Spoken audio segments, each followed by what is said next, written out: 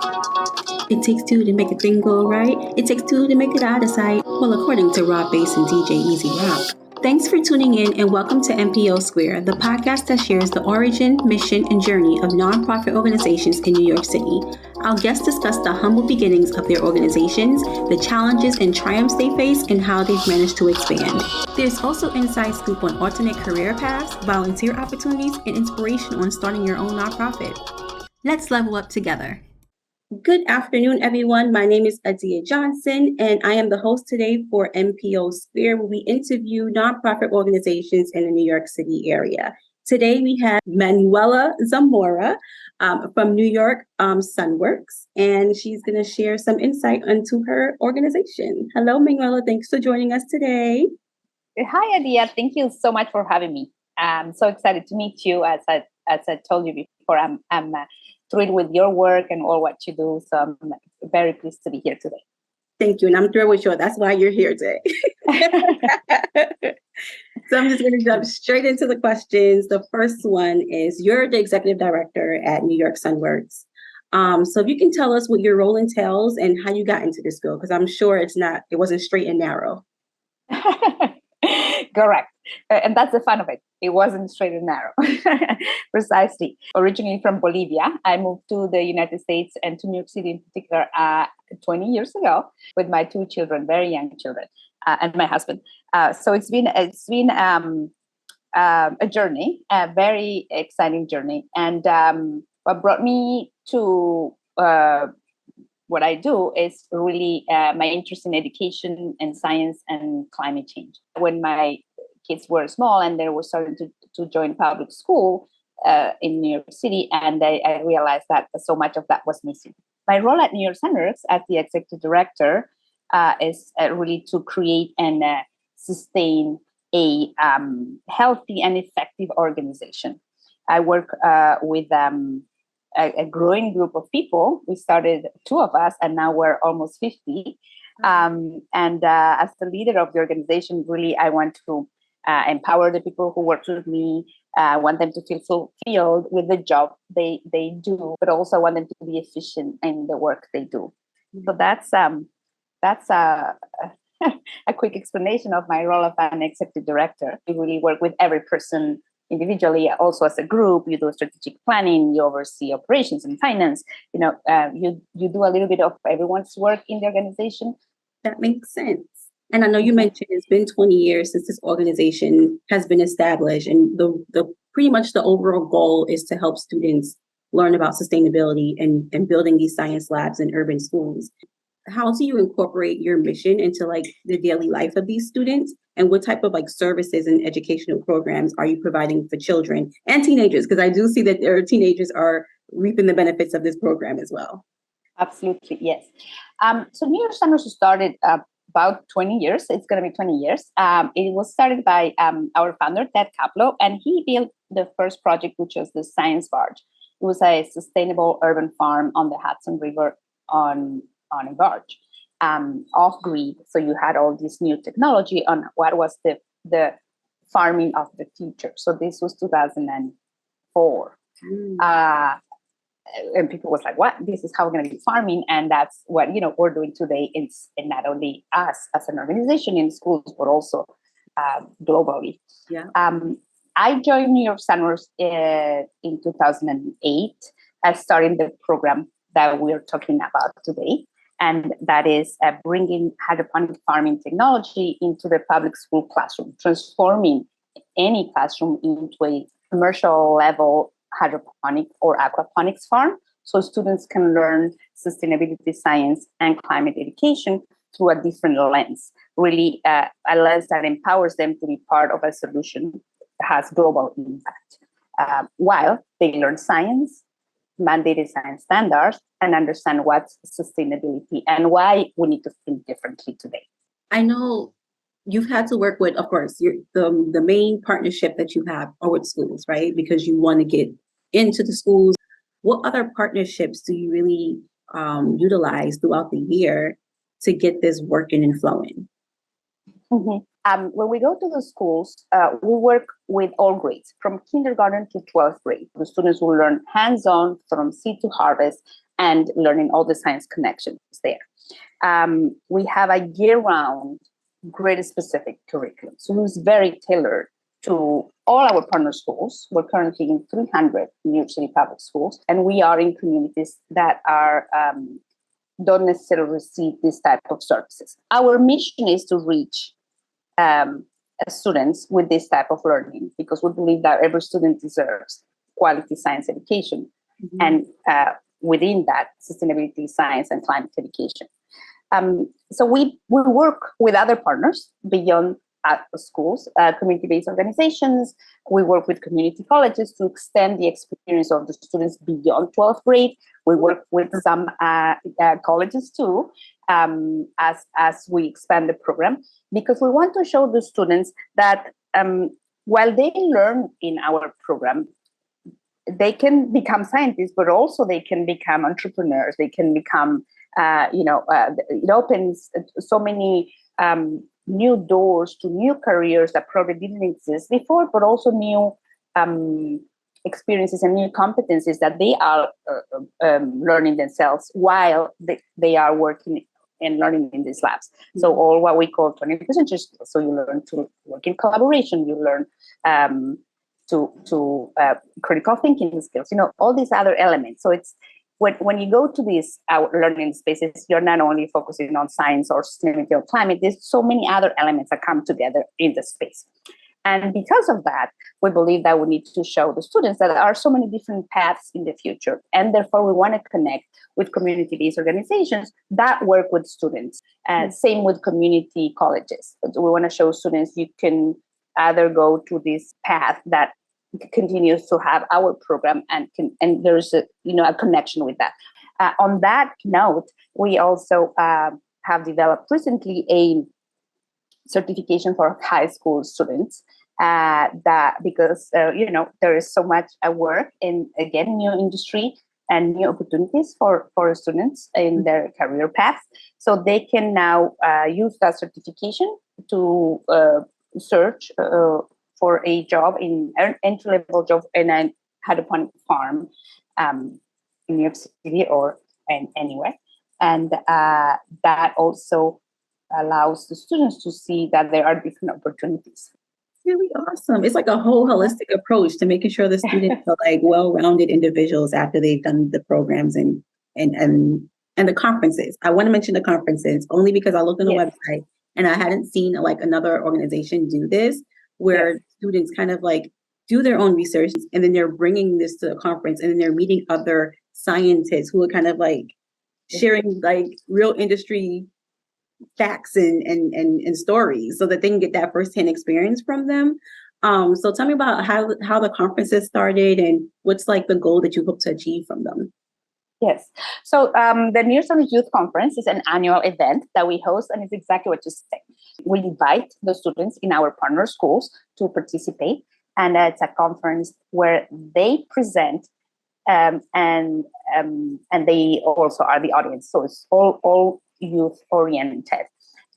We do have some special guest speakers, adults that are doing the same work our students are doing in the classroom, but they are doing it in the work field.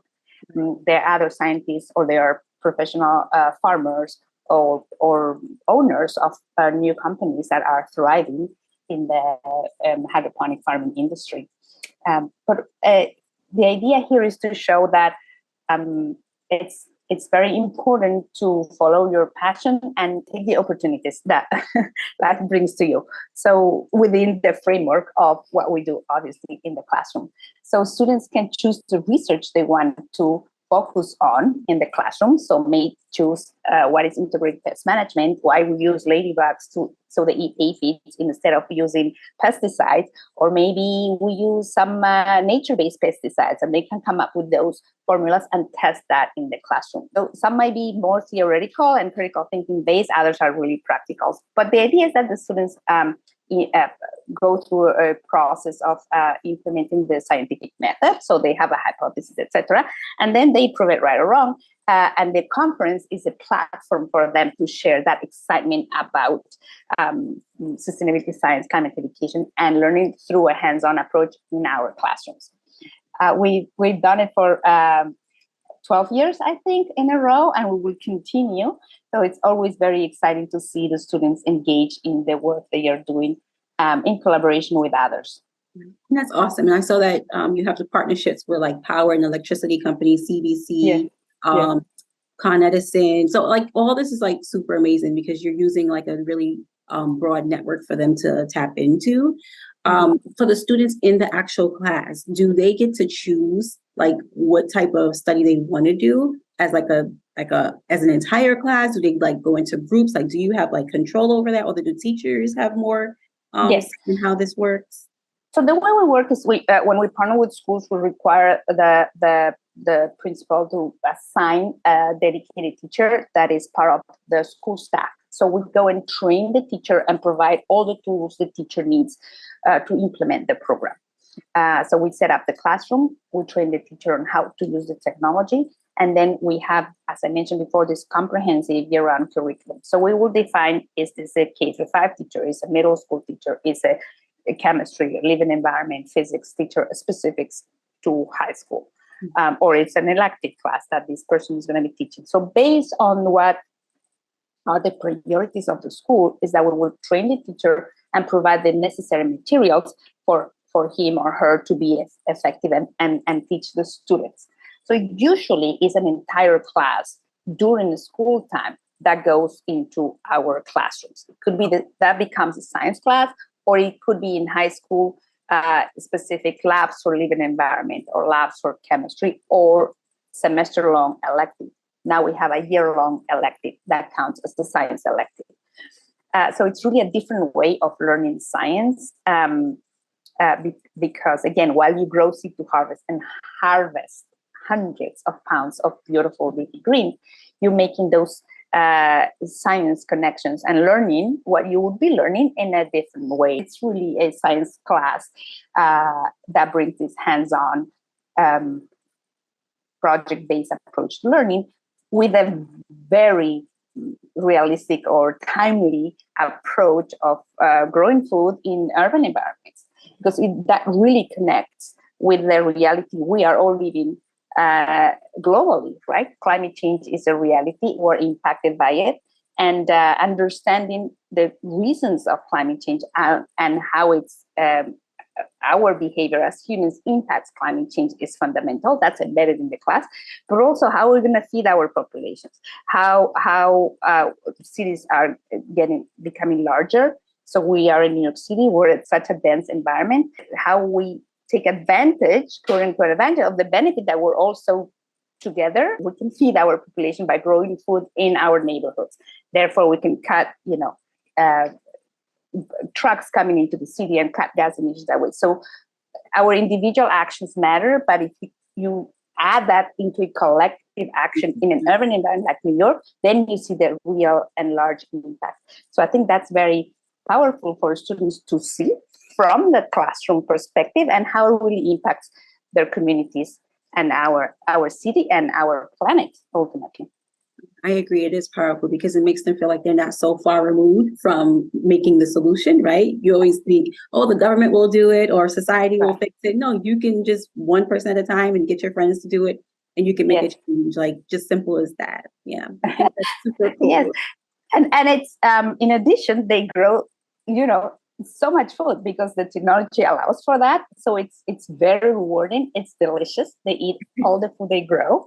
And they have the opportunity to explore, connecting to the conference again, some areas that might be of their interest. And as you've seen, the presentations vary vastly, and they are fantastic because the students are so passionate about the research, and they go through this scientific method implementation, as you said, connect to other professionals who are doing the exact work at a larger scale and probably started from the same place that the students are at the moment. So that's very inspiring for them, I believe, because they see, oh, what I do, it is possible to, grow into a larger initiative based on my curiosity and what I'm interested currently.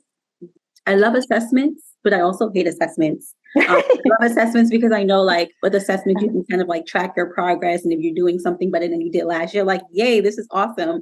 But then like on the other hand, it kind of becomes intimidating and really like when you know, like you have to do it for funding purposes or, you know, to present it so that you can, you know, grow as a company or as an individual. So how do you track success of impact or any of the programs so far? Yes, yes, and that's I love how you present it because I agree with you. I love assessment because it allows us to measure like what we're doing, how we're doing, etc. But also I dislike assessment because you don't want to be stuck in a box like a test or just doing certain things that wouldn't really show the complexity of not only the program but the people we're working with. So I agree with you. So that's the biggest challenge. The way that we've been managing is we have the quantitative on one side. So we quantify how many classrooms we are. So we started with one class hydroponic classroom farm in 2010, the first one we opened.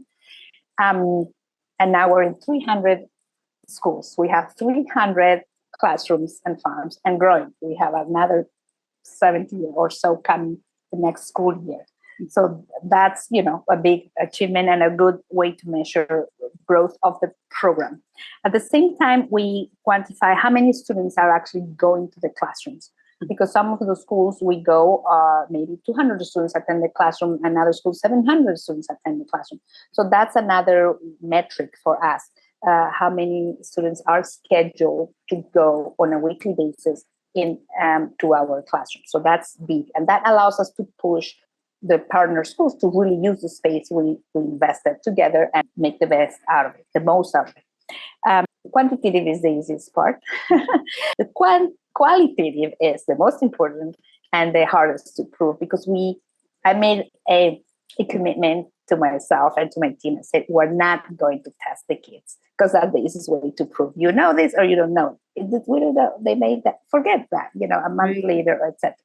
So we find different ways to assess that the program implementation is actually happening. It's efficient and effective. One is to make sure, one way for us to make sure the students are actually doing the hands-on approach in the classrooms. Are they farming? Are they seeding? Are they maintaining the systems? Are they harvesting? So that's one way, because when they are exposed to that, they're gonna be making all these connections and asking themselves questions, and so that's one very important.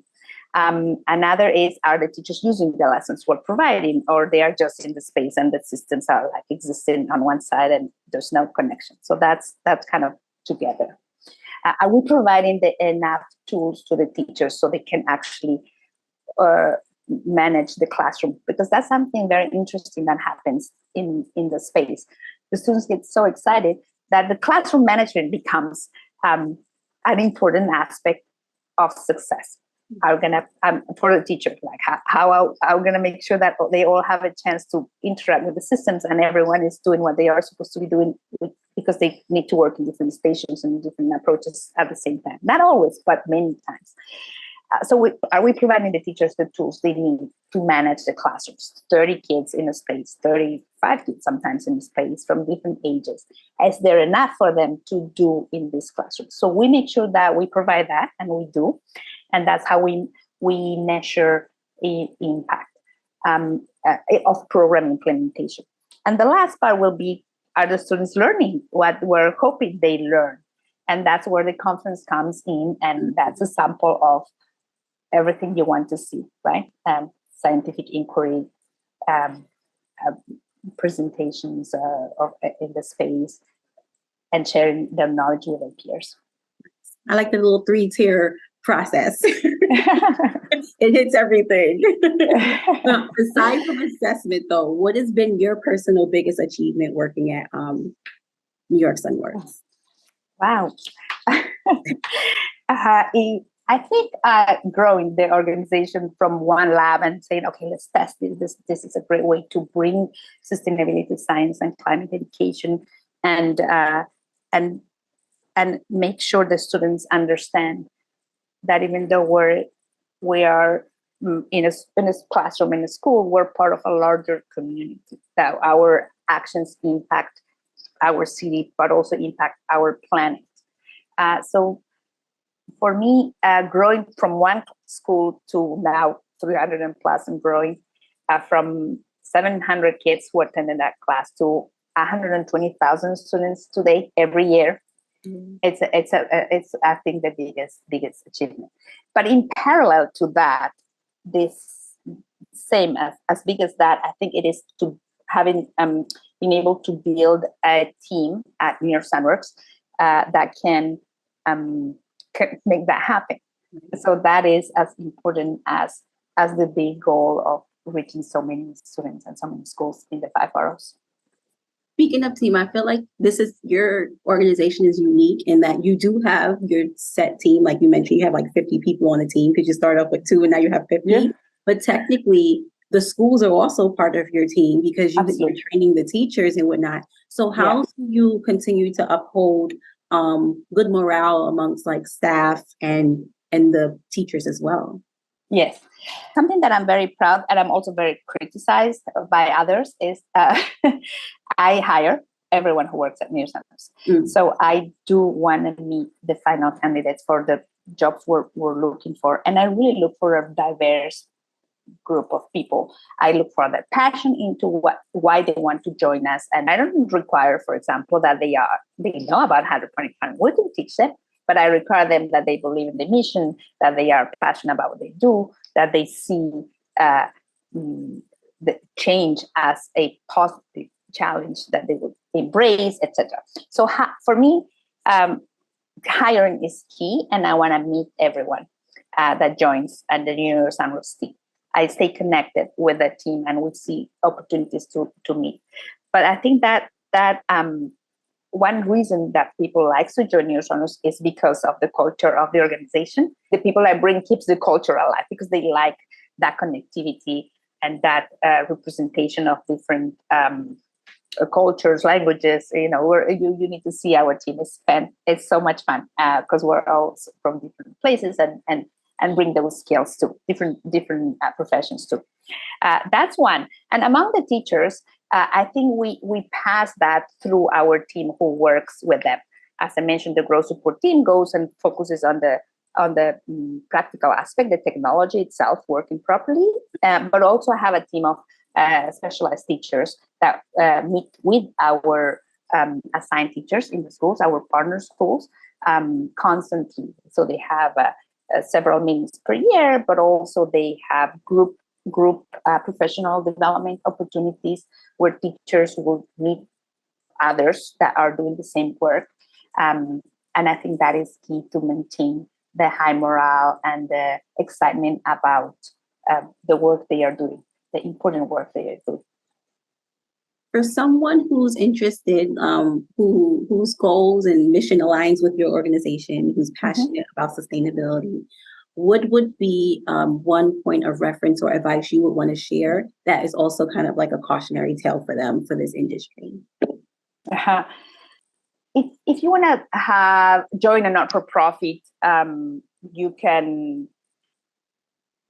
By joining a not-for-profit, you will learn all different aspects of the what that not-for-profit does. So let's say if you join as a trainer, or as a farmer on the ground, or as a curriculum specialist, and or social media, whatever it is the area that you're joining.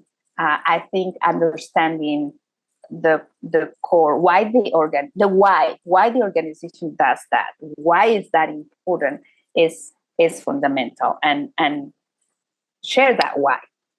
I believe in this, and I share that why. So I think that's fundamental. If you want to create your own organization because you have an idea and you want to do something yourself, I think same. The why. The why is always core to understand the people you work with, and also to give you energy to continue doing what you're doing. And for me, since I grew this program in the organization from one school to 300 that we are today, I basically perform every single job that we have today available at neurocenters. I've done everything. I've planted, I maintained, the systems. I work with teachers on curriculum. I attend the classrooms. I clean the system, because you have to do it so it works on the first project. And then I did the social media in the beginning, and then I wrote grants, and then the reports, and then you keep growing. So for me, growing as a leader with the organization, it really gives me all the tools I need, because I understand every single aspect of what we have to do, and therefore growing it now, it is just a matter of connecting the different departments and the different people that works at NeuroSunworks to make sure that that is successful. I hope that I have answered your question. It definitely does. And it also pivots back to you saying that you want to meet everyone who's kind of coming, who's being onboarded for the hiring process, because you also have been in almost all those roles. So you know what it takes and what the expectations are. So you can kind of see if someone like is going to like do it like successfully. So that's awesome. Yes. Yeah. So you've been around almost 20 years, and you've reached 300 schools within that first 20 years. So what are the goals for the next 20 years? Yeah, thank you. Well, we I've been around 20 years, but with this, we started this program only 13 years ago. So we reached 300 schools in 13 years. The biggest growth have happened in the last 3 years. So we've grown. This last year we built 100 schools. So we're growing faster it takes time to grow. So it doesn't happen quickly. So the first years were slow and steady, but the last 4 years have been really, I wonder if that had any because people were home and wanted to get involved in different things. I wonder if that well, I think we established a very robust program with a steady growth. We always grew, always from day one. So first year 1 lab, second year 3 labs, third year 5 labs. It kept growing that. But before COVID, we had an important year of growth, and then COVID hit, and that was as for everyone very hard, because we are all about hands-on, project-based, in person, in the school. So we pivoted and created experiences for classrooms. We supported teachers for online teaching, etc. So it turned out to be very good on our end, and then we provided a lot of support to the teachers. But you're right. After COVID, I think people understood. Well, we have been talking for so many years already. We are a global society. What we do in one place impacts the entire planet, and that, I think, the mindset shifted. Also, people started to understand that understanding of sustainability is key of our human success. It's part of who we are. We again connect to our impact here. Whatever we do here impacts the entire planet. That's part of sustainability understanding. Science became important and part of the conversation. More important than before COVID, and then they believe that climate change is real, and it's related to what we were living. So I think all the aspects connected to the program, in addition that access to healthy food, craving for connectivity, all those elements, I think, made our program more relevant. And this has been our biggest year ever. We built 100 labs. This current school year, we added 100 labs. That's enormous growth for the organization, big challenge, but we are doing very well. So great, and glad so that's part. So the goals for I hope it doesn't take us 20 years. For the goals for the next 10 years, I would say, we want to reach every school in New York City. So we're in 300. There is more than 1,500 schools in the city, and so we have a good, clear path in front of us. So we want to make sure that every student have access to quality science education and understand sustainability science and climate education as part of our learning in K through 12, and then connected, as we discussed before, other learning spaces beyond K to 12. That's for sure something we're already working on and focusing, but we also want to expand the program beyond New York City. Mm-hmm. Our next focus is in upstate New York and other cities that can benefit from this initiative. And in parallel, we're studying and checking what other large urban environments can benefit from our initiative in the United States as well as outside. In order to help you achieve your goal of getting to 1,500 schools in New York City and pretty much venturing out into global territory, how can listeners learn more about, get involved in, and support New York Sunworks? Oh, thank you so much for that question. So we have our website, of course, as nysunworks.org, and we're constantly innovating and adapting to growth, as you've seen. So even though the program remains the same, we're constantly working on ensuring that growth is sustainable again, but also that we maintain the quality of the program that we are providing to our partner schools. And we want to maintain that quality of relationship one-on-one with the schools, because every school is different, every community is different, and we want to maintain that relationship and that quality. Therefore, we're constantly analyzing how to maintain what we have and improve what needs to be improved. So all professions and volunteers are welcome in terms of assessment, new ways of assessing program implementation and success, because based on that data, we can improve our practices. If you want to work with us, there's many opportunities constantly becoming an urban farmer and growth support team with the schools, as well as joining us. Please, of course, our social media and follow there what are we working on and what are the latest initiatives. We need mentors for interviewing students when we're doing the career path in controlled environmental agriculture. There's so many different ways. So visit our website. There's a place to join our newsletter, our social media, and put your name for a pool of volunteers that we are constantly reaching out to do all the work we're doing. Well, thank you. Thank you, Manuela, for talking to me today and sharing such valuable insight on New York Sunworks. And it was a pleasure talking to you. Same here. Thank you so much for having me. I hope that it's an interesting topic for all your followers and viewers. I'm happy to discuss other topics with them if they have their own projects. So I'm always available, and please join New York Sunworks newsletter, because that's the best way to stay connected. Thank you so much for having me.